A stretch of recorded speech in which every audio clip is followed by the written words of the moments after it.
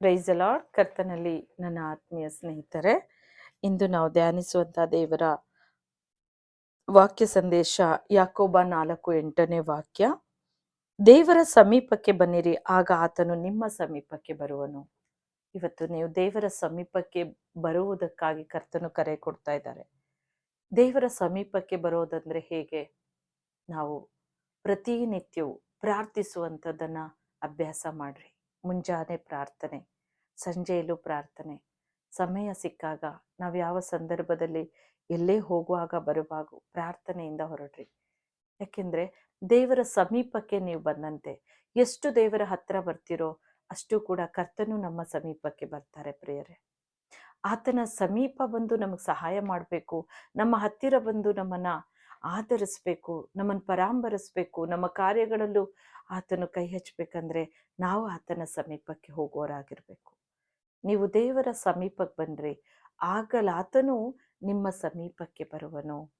ದೇವರ ಹತ್ರ ಹತ್ರ ಹತ್ರ ನೋಡಿ, ಆತನ ಸಮೀಪ ಸಮೀಪ ಸಮೀಪ. ಈಗ ಎಷ್ಟು ನಾವು ಆತನ ಹತ್ರ ಹೋಗ್ತೇವೋ, ಆತನ ಬಳಿಯಲ್ಲಿ ಎಷ್ಟು ಪ್ರಾರ್ಥನೆ ಜೀವಿತ ಕಳಿತೇವೋ ಅಷ್ಟು ಕೂಡ ಕರ್ತನ ಪರಲೋಕದಿಂದ ನಮಗೆ ಸಹಾಯ, ದೇವರಿಂದ ಆಶೀರ್ವಾದ ಅತಿ ಹೆಚ್ಚಾಗಿ ನಮಗೆ ಬರುವಂಥದ್ದು ಪ್ರಿಯರೇ. ಯಾಕೋಬನು ಒಂದು ಹೋರಾಟದ ಪ್ರಾರ್ಥನೆ ಮಾಡ್ದ. ಆತನ ಸಮೀಪದಲ್ಲಿ ದೇವರ ಜೊತೆಯಾಗಿ ಆತನೊಂದು ಹೋರಾಟದ ಪ್ರಾರ್ಥನೆ. ಆ ರಾತ್ರಿ ಎಲ್ಲ ಪ್ರಾರ್ಥಿಸುವಾಗ ಆತನಿಗೊಂದು ದೊಡ್ಡ ಬದಲಾವಣೆ, ಆತನ ಜೀವಿತವನ್ನೇ ಬದಲಾಯಿಸುವಂಥ ಒಂದು ಆಶೀರ್ವಾದ ಅವನ ಮೇಲಿಡಿತು. ಯಾಕೋಬನನ್ನ ಇಸ್ರಾಯೇಲ್ ರಾಜಕುಮಾರ ಎಂಬ ಹೆಸರು ಬಂತು. ಆನಂತರವಾಗಿ ಆತನ ಸಂತತಿಯ ಮೇಲೆ ನೋಡಿ, ಯಾಕೋಬ್ ಅವನ ಮೂಲಕ ಜನಾಂಗಗಳು ಹುಟ್ಟಿ ಭೂಲೋಕವೆಲ್ಲ ಹಬ್ಬುವಂಥ ಒಂದು ಆಶೀರ್ವಾದ ಯಾಕೋಬನಿಗೆ ದೇವರು ಕೊಟ್ಟರು. ಮತ್ತು ಅವನಿಗೆ ಎಲ್ಲಿ ವೈರತ್ವ ಇತ್ತೋ ಅವರ ಅಣ್ಣನೊಂದಿಗೆ ಅವರ ಆ ಸಂಬಂಧ, ಇಬ್ಬರಿಗೂ ಕೂಡ ಒಂದು ಜಗಳ, ಅನೇಕವಾದಂಥ ವೈರತ್ವ ಇತ್ತು. ಅದೆಲ್ಲವನ್ನ ಶಮನಪಡಿಸಿ ಅವರು ಹೊಂದಾಣಿಕೆ, ಪ್ರೀತಿ, ಐಕ್ಯತೆಯನ್ನು ಅಲ್ಲಿ ತಂದರು ದೇವರು. ನಾವು ಸಮೀಪಕ್ಕೆ ಬಂದಾಗ ಆತನು ಮಾಡುವ ಕಾರ್ಯವೇ ಅದು ಅಚ್ಚರಿ ಪಡುವಂಥದ್ದು ಪ್ರಿಯರೇ.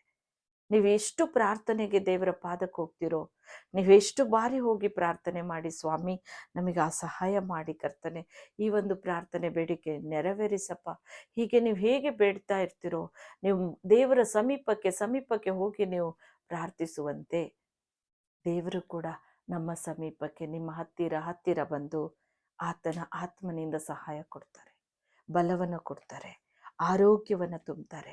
ನೀವೇನು ಬೇಡಿಕೊಂಡ್ರು, ಏನು ಬೇಡಿದ್ರು ಆತನಿಂದ ಹೊಂದಿಕೊಳ್ತೀರಿ. ಆ ಒಂದು ಕರ್ತನ ಕೃಪೆ ಹಿಂದೆ ನಿಮ್ಮ ಮೇಲೆ ಸುರಿಸಲ್ಪಡುತ್ತೆ.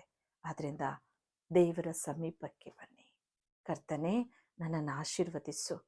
ನಾನು ಸದಾಕಾಲ ಮುಂಜಾನೆ ಎದ್ದು ಪ್ರಾರ್ಥಿಸ್ತೇನೆ, ಸಂಜೆಯಲ್ಲಿ ಪ್ರಾರ್ಥನೆ ಇಲ್ಲದೆ ಎಲ್ಲೂ ಕೂಡ ನಾನು ಹೋಗೋದಿಲ್ಲ. ಪ್ರಾರ್ಥನೆಯಿಂದಲೇ ನಾನು ಪ್ರಾರಂಭಿಸ್ತೇನೆ ಒಂದೊಂದು ಕಾರ್ಯಗಳು. ಸಫಲಗೊಳಿಸಪ್ಪ.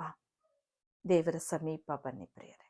ಹಿಂದೆ ಕರ್ತ ನಿಮ್ಮ ಕಾರ್ಯದಲ್ಲಿ ಜಯ ಕೊಡ್ತಾ ಇದ್ದಾರೆ, ನಿಮ್ಮನ್ನು ಆಶೀರ್ವದಿಸ್ತಾ ಇದ್ದಾರೆ, ನಿಮ್ಮ ಕುಟುಂಬವನ್ನು ಆಶೀರ್ವದಿಸ್ತಾ ಇದ್ದಾರೆ.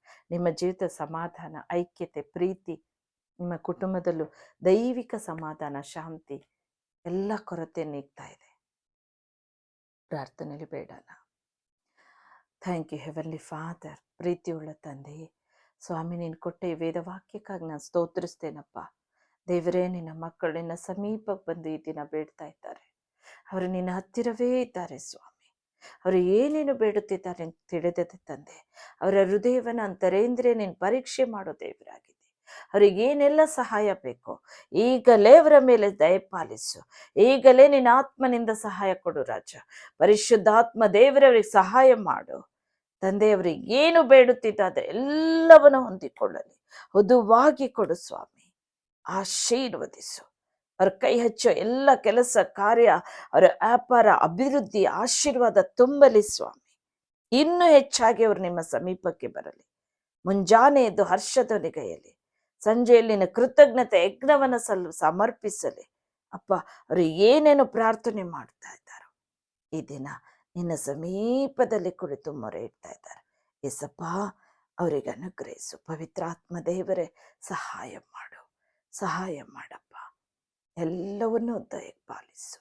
ಬೇಡಿಕೊಳ್ಳೋ ಪ್ರತಿಯೊಬ್ಬನು ಹೊಂದುತ್ತಾನೆ. ಪ್ರತಿಯೊಬ್ಬೊಬ್ಬರು ಹೊಂದಿಕೊಳ್ಳಲಿ ತಂದೆ, ಯೇಸುವಿನ ನಾಮದಲ್ಲಿ. ಆಮೆನ್.